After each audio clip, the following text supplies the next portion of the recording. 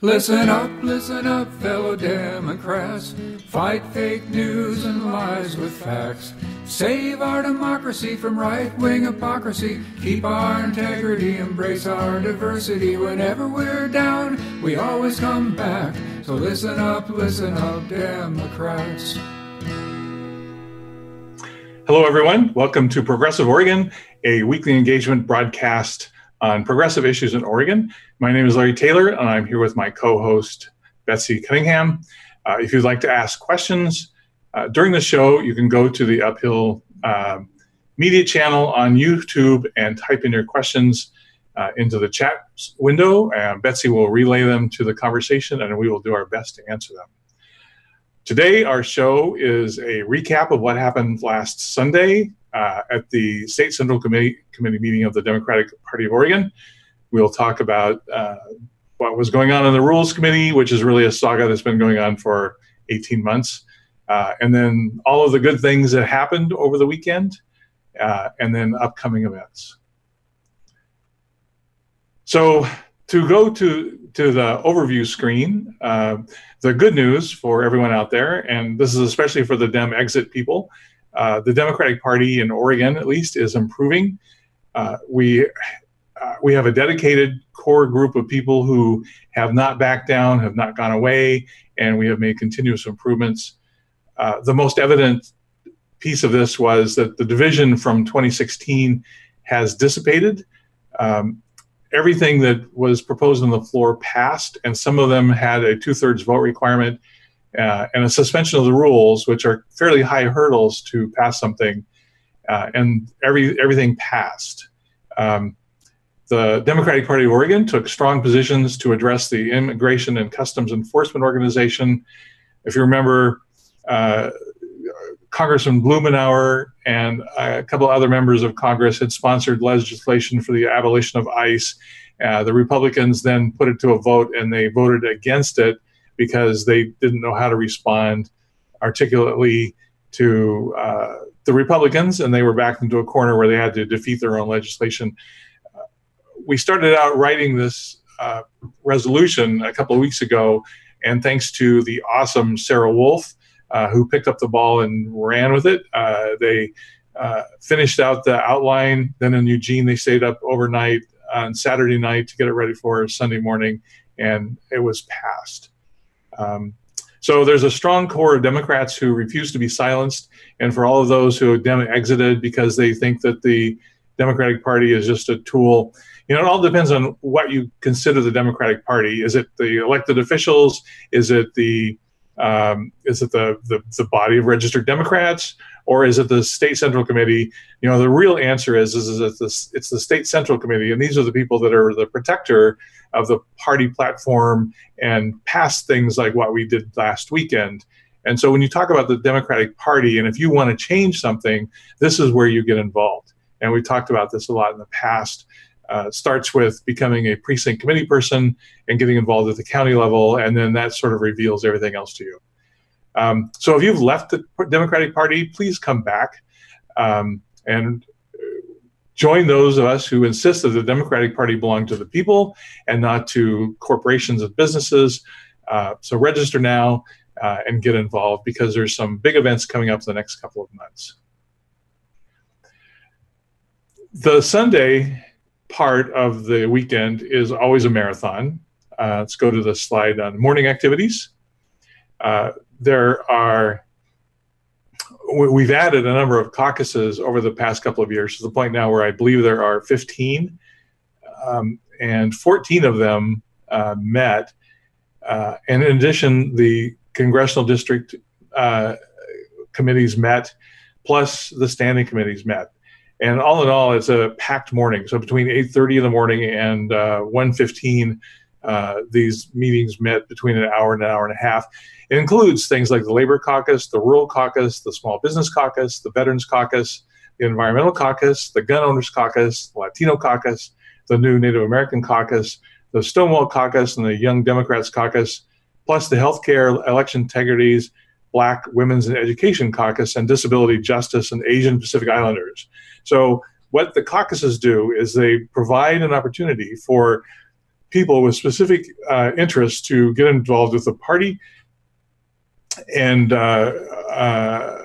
advocate for their issues and work on resolutions and all that kind of stuff. So if you are interested in advocating one of these issues, you're more than welcome to join one of the caucuses and get involved. And if the caucus is not as functional as you would like, then I would encourage you to become part of the leadership and make them all better, because these are a great way for people who just don't want to deal with the bureaucracy that surrounds some of the other things that you can do. So that took us up till 1:15. There was one meeting that we're going to focus on today, and that's the Rules Committee, which is where all of the high drama is going on. So if you go to the next slide, John. The Rules Committee is the committee that deals with bylaws and changing rules within the organization and how the organization operates. And it's clear that there are some things that the progressive caucus within the Rules Committee want to talk about that others do not. Let's go to the next slide. So this is what the meetings looks like. We started at 8:30 in the morning. It's always an interesting collection of people who show up for this one, because if anything happens during the day, it happens at the Rules Committee meeting.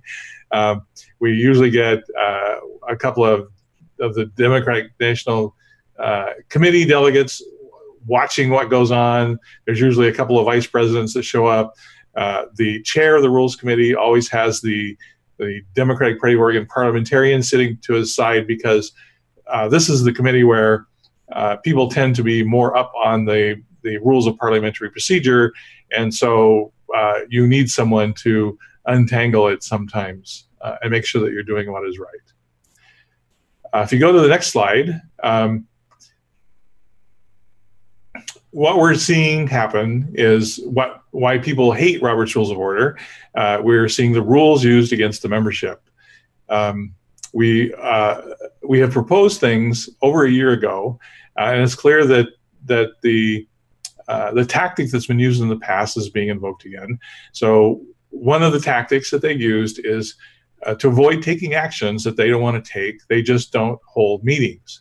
In 2016, there was a county chair who refused to hold county committee meetings because he didn't want to appoint Sanders supporters as precinct committee persons, especially before their reorganization. Total violation of the bylaws. The bylaws state that they have to meet monthly, but he skipped somewhere between 2 and 3 meetings towards the end of the year because he was afraid that the people who took the majority of votes in the 2016 primary would assert their majority inside his county and elect people that represented the people-oriented values of Bernie Sanders. The previous chair of the Democratic Party of Oregon Platform and Resolutions Committee failed to call meetings for months. Literally, they went, something like 6 or 7 months without ever convening. The Platform and Resolutions Committee membership put up with it. They didn't call a meeting. They didn't force the issue. The reason why they did this is because the DPO chair, the prior DPO chair, hated resolutions, and so this was their way of stopping the flow of them into the party meetings for debate, and so they just stopped having meetings. And the current Democratic Party of Oregon Rules Committee hasn't called a meeting in literally months because, in spite of the backlog of issues that we had, because it seems to be that they don't want to talk about things like the undocumented processes, which is the whole area that causes people to have angst with the Democratic Party and actually causes people to leave the party. We want to clean this up so that all of these people can come back to the party and the party's stronger. Go to the next slide, please. This was the almost amusing thing that happened. So we had this argument about who can call a meeting. And at the last electronic meeting of the Rules Committee, it was 3 hours long, and the first hour was a debate over the agenda. And the reason why it took an hour is because the chair of the Rules Committee was advocating a different agenda than the majority of the Rules Committee members wanted. And so it took an hour to straighten that out. they're clearly struggling with the concept of majority rule. Otherwise, we would not have spent more than 5 minutes on the agenda.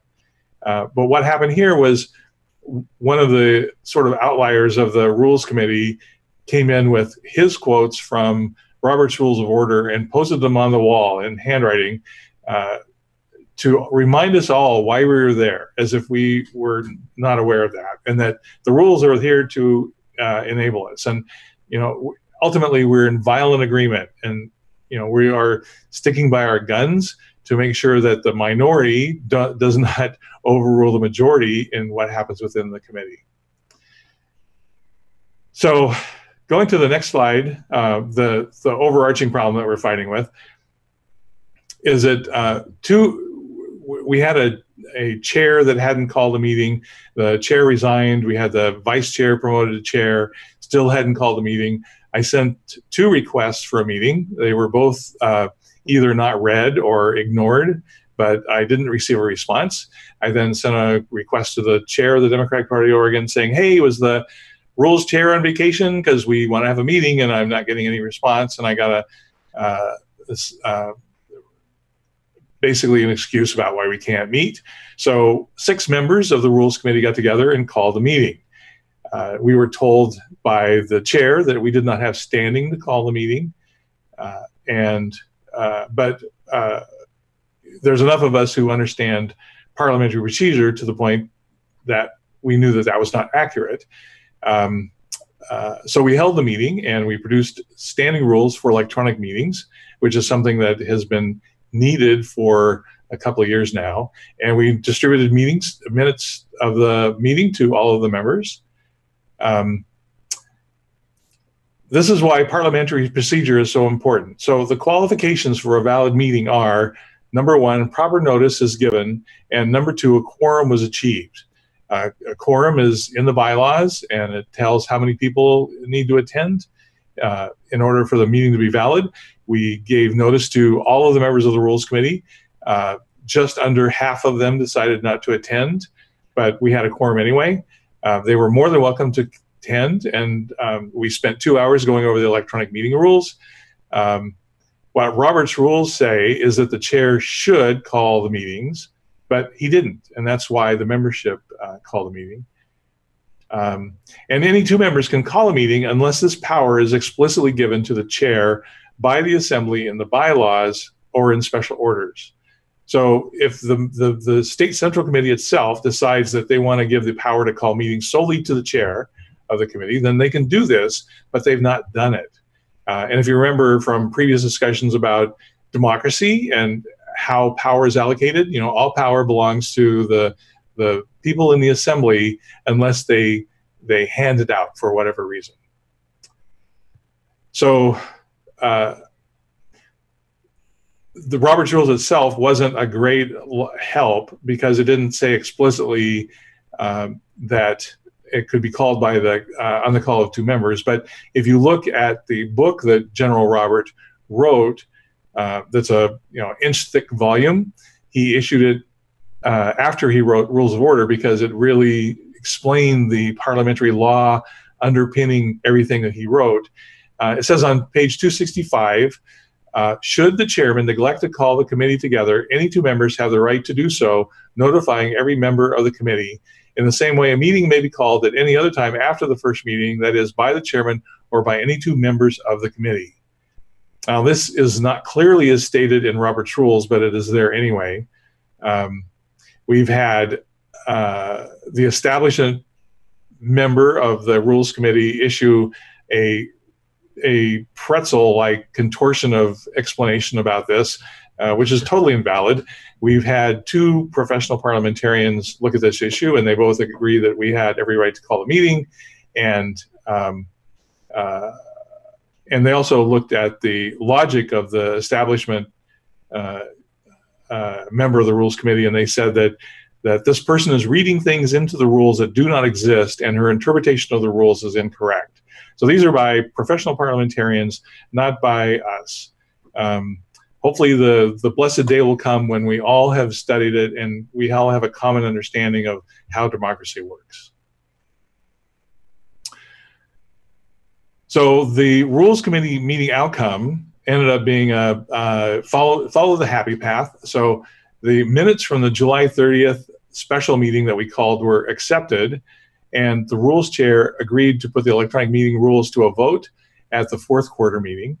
The committee passed rules for allowing non-binary delegate candidates to run for office, which took up most of the meeting. And the Rules Chair has agreed to schedule the undocumented processes issue for the next Rules Committee meeting that we're going to have in September. And he's also scheduled 2 future meetings. So more or less, the Rules Committee is back on track, and we're following proper procedure. But it took a lot of tenacity on the part of a lot of people to get the Rules Committee to where it is. And that's why we need all of the Democrats who have left the party to come back and join us, because only together can we do this. Yay for democracy, damn it. Good job. It's just exhausting. Well, that's what it takes. It's just so awesome. Congratulations. Victory, you know? Good job. Thank you. Thank you. And really, the whole issue on this undocumented processes thing is it's okay if they have processes, but it has to be an agreement by the members of the state central committee. So if they want to run processes through where we have an incumbent protection plan, where people who challenge incumbents don't get resources, if they want to propose those kinds of things to the membership and the membership passes it, then that would be fine. And then you could look to the Democratic Party and say, yeah, you guys are corrupt and evil, and we're going to go join the Green Party or whatever you want to do. But that's not been done. These undocumented processes have been written in the background, and they've been imposed, and they've not been discussed and agreed upon. So after we have that discussion, then you can do an assessment of the Democratic Party. But until we have a definitive answer from the party itself on these things, it's awkward to have those kinds of criticisms lodged at us. Absolutely. And I just want real quick, I want to say thank you, Oz, for your donation. Appreciate that. And thank you to all who are here. We got 16 people watching. Hi, Barb and Louise and Oz and who else is here? But thank you all for joining that. And what Larry just described, everybody, is basic democracy. It was a little uncomfortable, but that's exactly what has to happen in every DPO across the country. Carry on. Or DPN for Nebraska. Right, whatever DP it is. The next slide. So this was the most poignant moment of the day. About a year and a half ago, I had an epiphany. I realized that we did not have a Native American caucus, and I think this was right after a visit I had done to Pendleton.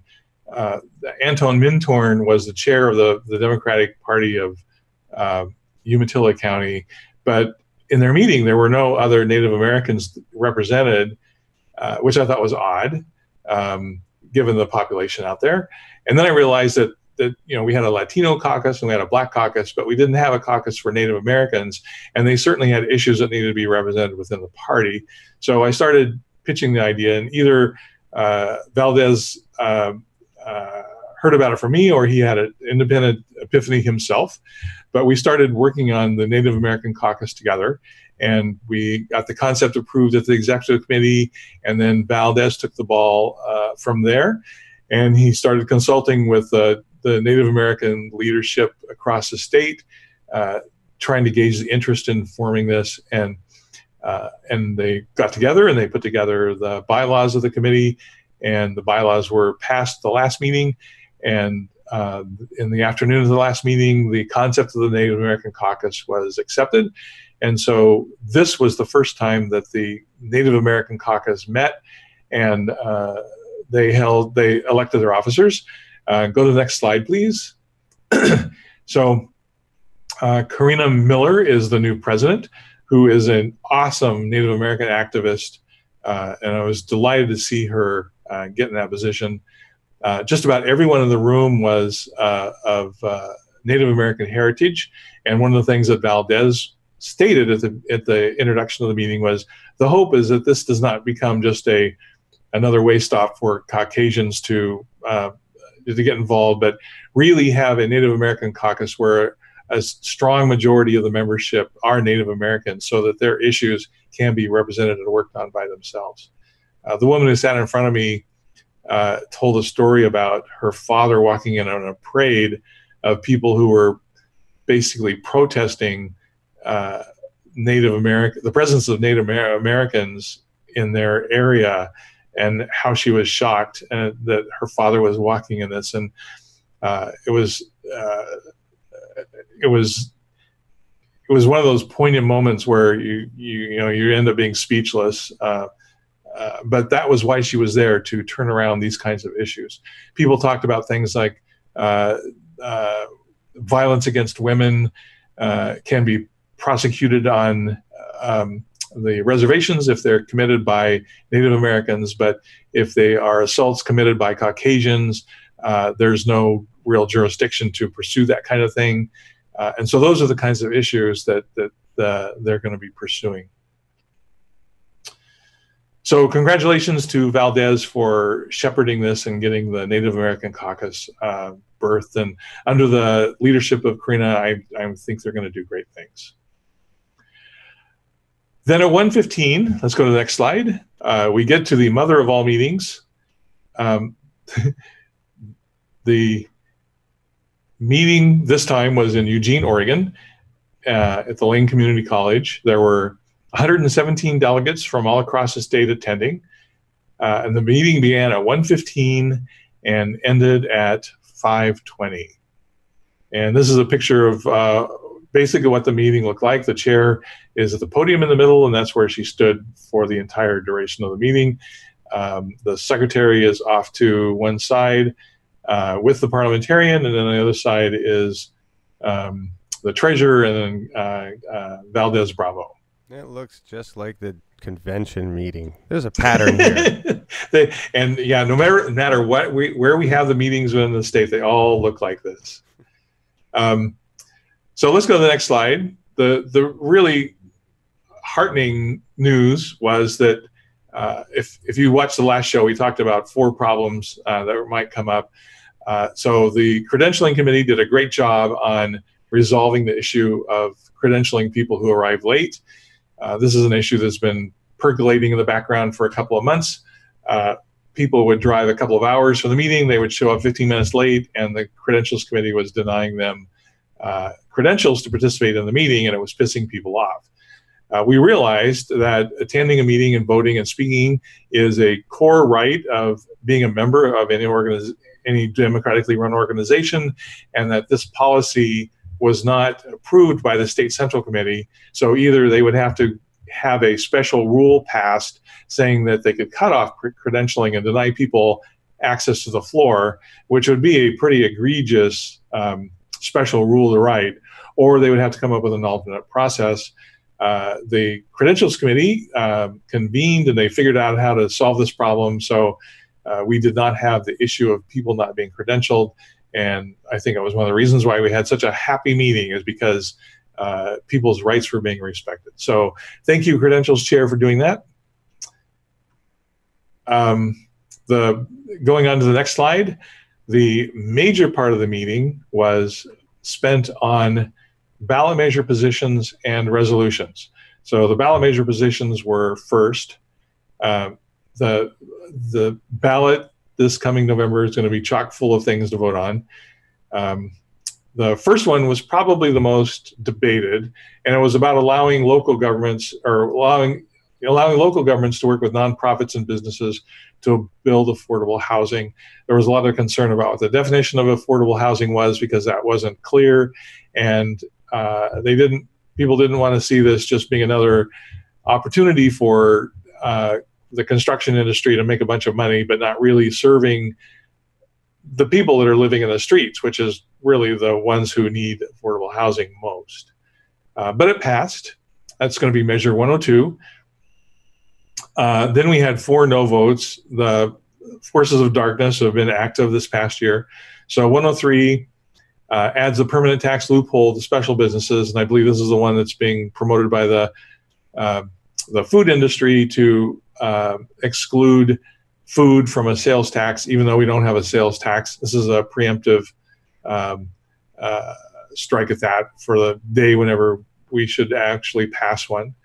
104, expand supermajority requirement to put funding in healthcare, schools, and services at jeopardy. As the number of votes that the Republicans have in the legislature decreases, the higher the bar they want to make for passing these things. So that's really what's behind this. But, you know, there's got to be a way to pay for the services that we need. And this all goes back to government being for the people as opposed to being for corporations. You know, government is there to do things that we can't do for ourselves. 105 is the anti-immigrant measure to repeal Oregon's sanctuary state law. We recommended a no vote on that. And then, of course, the abortion issue is back on. So with 106, it restricts access to safe and legal abortions. All these things was pretty clear if you read our progressive platform of the Democratic Party of Oregon. And we hope everyone takes this information out and tells the Democrats to vote against them. And we hope that the committees that are working on these issues also use the vote of the Democratic Party in their campaign literature to help support the positions that we endorsed. Betsy, are there any questions from the line? I think there was a question about a while ago that John was going to ask, but I think it was about the process of what the Democratic Party leadership was going to allow. I'll turn mine. And what Pat asked was, do you really think the Democratic Party is going to go there? They won't. They'll stop short of implicating themselves, talking about when you butt up against power at the top, I'm guessing. Yeah. Well, yeah, it's an interesting question. And we were talking about this a little bit before the show started. So there's an apocryphal story that allegedly the current chair was told not to let them push you around when you get elected. And she was, you know, that was the whole purpose of her being elected, was to safeguard some of these things. They were afraid that if the Bernie Sanders folks got a hold of the party, they would destroy it, whatever that means. So she was told, don't let them push you around. Them being the delegates of the state central committee, and push you around means don't let them use, you know, these willy-nilly things about democracy, you know, override what you know is best for the party. So for the most part, you know, we've seen a sea change. Before the last chair hated resolutions. He throttled them. Nothing was going through. Now we see a lot of time being spent on resolutions, and we've had a commitment from their leadership to communicate these positions to the Oregon legislature and to the representatives in the federal government, so they know how the people in the party are feeling about this stuff. We've not had a report recently that they've actually been doing that, but some of these resolutions that we passed on Sunday would be great things to track, because they relate to issues that they are dealing with in Congress right now. And if we actually are fortunate enough to take a majority after the election in November, they could do something about these. So let's go to the next slide, which is the resolutions. On the agenda were 4 resolutions that had come out of the resolutions platform and resolutions committee, because they've been meeting, and then 3 of them were brought from the floor. So the first one, 2018-04, demanding hands-off Social Security, Medicare, and Medicaid. This one's clearly to be communicated to the senators and representatives in Congress. It passed. 2018-05, the Democratic Party must rescind its commitment to PAYGO. PAYGO is where it's a balanced budget agreement, where if they spend money on something, they take money away from something else. And what we had in Congress is the president running up a multi-billion-dollar unfunded bill to bulk up the military, and now the Republicans are saying that there's no money left, and so we have to take it out of social services. And so it doesn't make sense for the Democrats to continue with a pay-go mentality when the Republicans are not following a similar strategy. The 2018-06 bill, Keeping Families Together, this of course refers to the immigrant families that are being split apart by the Trump administration. 2018-07 was the fourth of the resolutions coming out of the committee, declaring the support for ending the influence of superdelegates within the Democratic National Committee.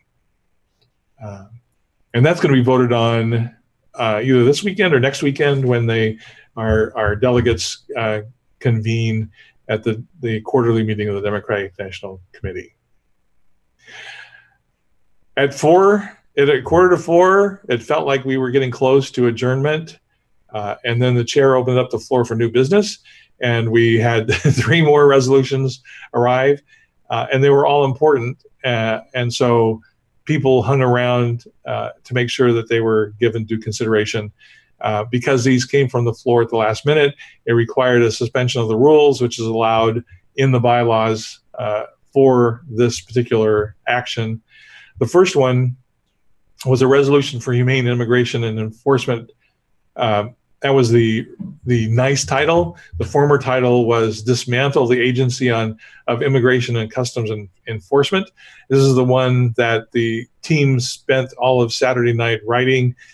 They cited all of the places in the platform that touched on this issue, and came up with 3 things that we want Congress to do with ICE. And this is not eliminating ICE, which is how the Republicans try to characterize it, but taking the functions of ICE and moving them to more appropriate places so they don't become this autonomous power unto itself, which is what ICE is evolving into. And just for the record, everybody, ICE was created in 2003. Prior to that, we had INS. And so anybody who wants to defend the great legacy of ICE can fuck off, because it doesn't have one. And we had a humane way of dealing with this. Not that it was very humane, but Republicans seem to forget about those pieces of information.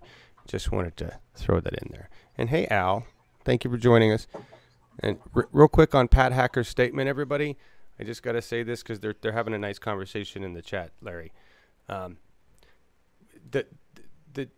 UHM or the channel doesn't take a position because we're a channel. All right.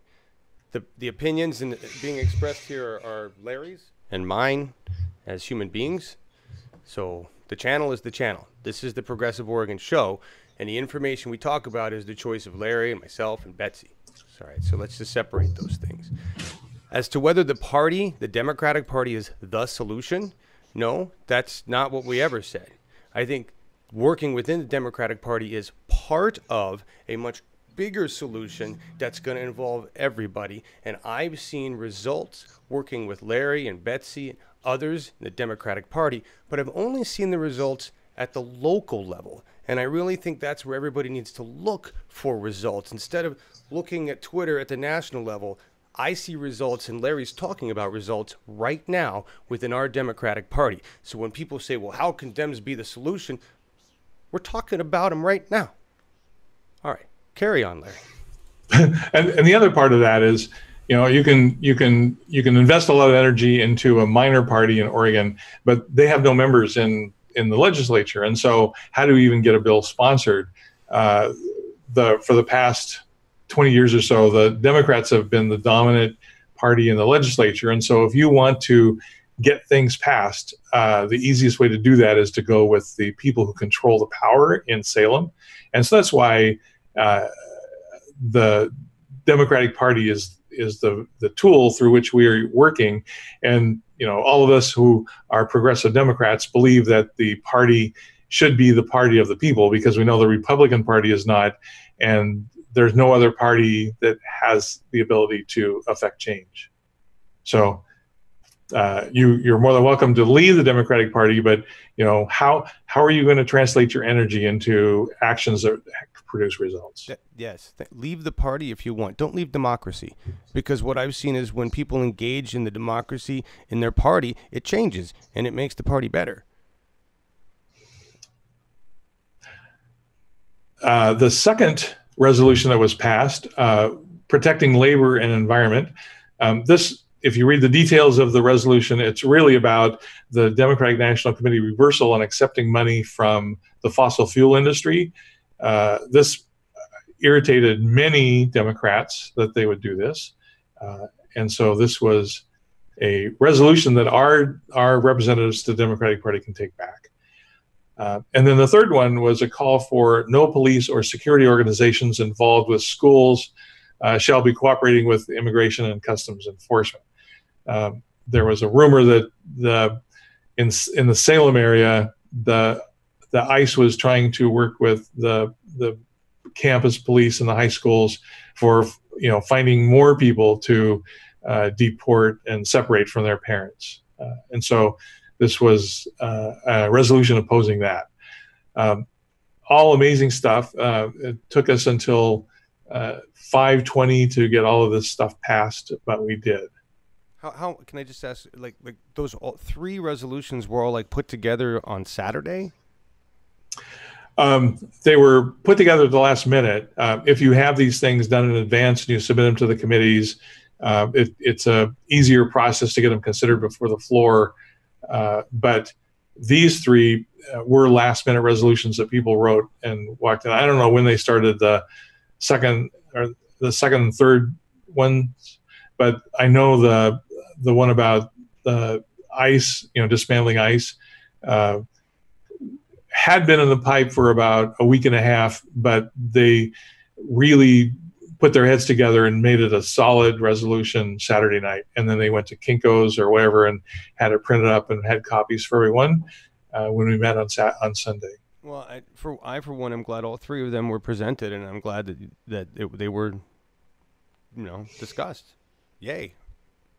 And as I said in the beginning of the show, we didn't have the establishment Democrats voting against everything that the progressive Democrats proposed. And if you read through this is all stuff from the progressive side of the Democratic Party. We saw only a tiny group of people opposing them. And that's okay, but it shows you how the party itself has shifted over the past 18 months to really go where we expected the party to go anyway. It's the future of the party, and the resistance to change is breaking down. The final thing I want to talk about is the convention delegate selection plan. So the problem that we had come across was that the bylaws state that the Rules Committee should write the rules for statewide conventions. And what we had seen happening in the party over the past couple of presidential elections is that the delegate selection plan was written by a special committee. So if you read through Robert's Rules of Order, it says that if you have a standing committee with the duty to do this, you cannot create a special committee to do this. And that's to prevent chairs from doing exactly what's being done, which is getting this to a side committee to work on and in a less than democratic way. The Rules Committee is comprised of delegates from every congressional district across the state, so has statewide representation inside of it, and they are chartered with writing the rules for statewide conventions, and this is one of them, and that's where we want it to be. The Robert's Rules talks about customs, so you could call the practice of giving it to a special committee a custom, but then Robert's Rules says if a bylaw or other rule is identified that opposes the custom, then the custom falls to the floor. So that's what we've done. We have told the Democratic Party chair that these should be put to the Rules Committee for being written. I was waiting for this to be addressed, and it was addressed very early in the meeting while we were waiting for the credentials report. The chair was giving her update, and there was sort of a side mention to her researching this with the DNC or something like that. I couldn't understand what was really being said, and it tells me that we really should start recording this for ourselves. So I don't know what research with the DNC is going to produce, because it all goes back to the party bylaws, and unless we have something in our bylaws that is in conflict with the DNC, then it's clear on where these things need to be written. So this is something to stay tuned for and how this evolves.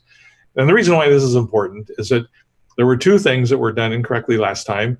One of them was done ostensibly with the best intentions, but ended up screwing the Hillary delegates by the way they were elected from the 2nd Congressional District. And then there was a whole area that wasn't clear on how the delegation chair was selected. And that is something that needs to be clearly defined as a process. If you don't define it, then it ends up getting dealt with in a back room, and that's the kind of thing that we want to avoid. Any final questions on the line, Betsy? I don't see any questions, no. So again, great changes are being made to the Democratic Party of Oregon. If you are Dem Exit, please register with the party, get involved and join us in making it a better party for everybody so that the people can be represented in Salem. So John, you have some things you'd like to talk about. Well, what's next week's subsidiary motions, or is it privilege motions? It's privilege motions. I forgot. And that's actually later today. Oh, that's later today. That's right. Yes. Later today, join us for privilege motions. That'll right. That's with Robert's rules. I don't have that slide in here because I have it on the other deck. This is from last week. However, I just wanted to bring Charles Mon up real quick. Charles is a community activist. He's in Corvallis. He's run for City Council Ward 2 before, Corvallis City Council. He's running again, and he's an advocate for the homeless. There's an issue going on out there with the homeless shelter and some business owners that are kind of being jerks about it. And I just wanted to just say, if you can support Charles or help him out, we'll be doing an interview with him to talk about the issues going on out there.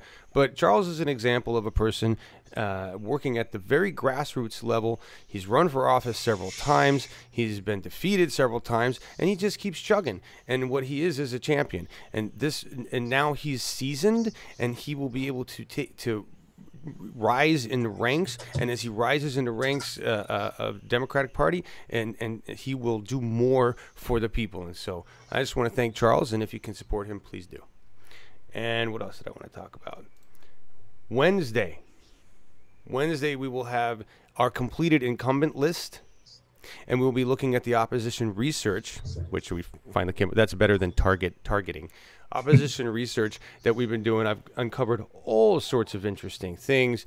Here's just a quick look at the list as it stands. We got 5 people on there: John Lively, Kathy McEwen, Susan McLean, Brad Witt, and of course Kurt Schrader. I think his name's spelled with a K though. Those are the top 5 on our list, but there may be more by the time Larry and I do some other research before Wednesday. I wanted to give you a teaser. This is the one of the GUIs we're building right now for the Map the Money project. Very simple scale to decide where their money comes from, right? And so most of Kurt's money comes from the poo emoji, which is not good. And we're going to make these graphics available for everybody to share. Here's another tease. Where does Betsy Johnson's uncoded money come from? It comes from the lumber industry. But why is it uncoded? We don't know. See, we're going to talk about these things, and this is all the wonderful knowledge that we're uncovering. Nancy Greenman came by yesterday. She's wonderful. She runs a neighborhood leadership program, and she's amazing. She brought this chart up. Were you aware of this, Larry? This is some quick info. County status for the Second Amendment Preservation Ordinance, which is alarming. It's the Right to Bear Arms Charter Amendment. I don't know if this is going to be on the ballot or what, but Nancy made this, said this was important. And what this means, everybody, if this goes through, is, and I guess several counties have already done this, is that it means the sheriff has the right to determine constitutionality, which doesn't sound good at all. So Yeah, John, they're actually going to be in some of the counties, like Douglas County, where I live. The county commissioners put this on the ballot in November. So there's going to be counties that it will be on the November ballot. And I think the chart you says Umatilla, Baker, Columbia, Douglas, Klamath, Lake, and Union. Okay. Okay. Well, there you go. Just know that that's going to be on there, and that's not a good thing. Not a good thing. That's it, Larry.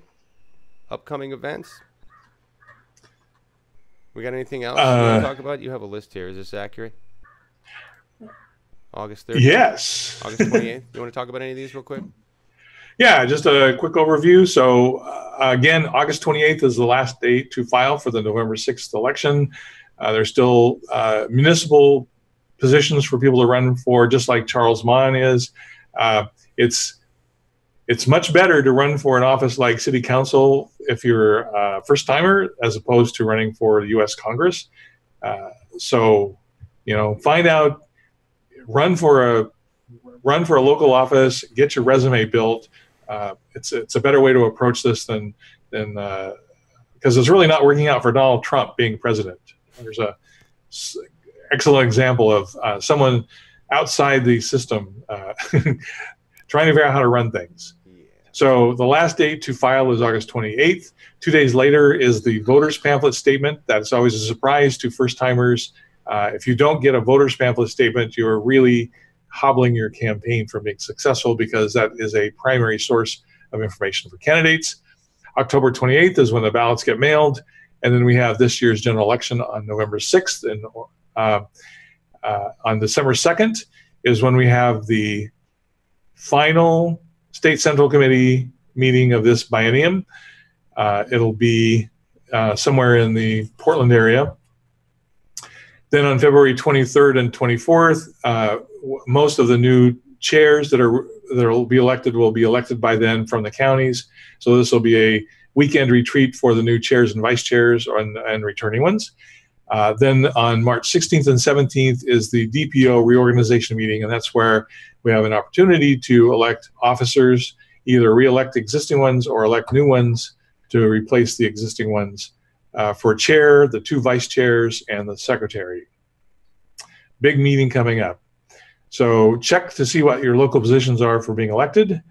And again, just a final plea to donate to Uphill Media. We go to the next slide, please. We rely upon your donations to keep this running. We have expenses monthly that we need to keep up with. So throw us $5. If you can afford more, that'd be great. $27 is always a nice round number. That's it for today's show, John. Yes, it is. Thank you so much. The audience, thank you all for being here, everybody. Saying great information. It's a lot of information. There is. When you're active in your democracy, there's a lot to know. I can't keep up, right? And so really the best for everybody is to get involved somewhere locally. Thank you all for being here. I appreciate it. Hey, Charles. Yeah, thank you for all you do. Tricia, good to see you. Jeffrey, yeah. So we're going out with something that's probably going to end up blocking this show, and I'll have to back it off afterwards, but what are you going to do? Censorship. I have to. Aretha Franklin passed away, and she was an amazing human being. Fox News put up a picture of Patti LaBelle. Go figure. It's Fox News. But what was amazing was watching I was looking at the Twitter feed after she passed, and just all the different clips, and she was in this, and she did this, and she did this. What a remarkable, incredible life. I didn't know anything about Aretha Franklin until, or Patti LaBelle, actually. I didn't know anything about Aretha Franklin until like I was 17. Right? I was a suburban white boy who never really heard much of that music, that's heavy metal and new wave. And a friend of mine said, "Have you not heard of the Blues Brothers?" And I was, no. And then I watched the movie, and then I was blown away by all the amazing talent. And then I was introduced to this whole new world of music that I'd never heard or seen before. And we're going to play a clip from the Blues Brothers as Aretha Franklin, the Think clip. And it actually has Matt Guitar Murphy in it, who's also another blues legend who died in June of this year. I had no idea. It's got Donald Duck Dunn. It's an amazing group of people. But Aretha Franklin is the legend of legends in this film. And so we're going to watch the Think clip, which I think is perfect as a message to corporate Democrats. You better think. Think about what you're trying to do to us. And that's why we're coming in to take your jobs. So thank you, everybody, for being here. We will see you in a couple hours for Robert's Rules. Join us for that. And if this does get shut off, I will back it up, and then the video will be available soon. YouTube's good about that once they slap us. Maybe we'll get lucky. Who knows?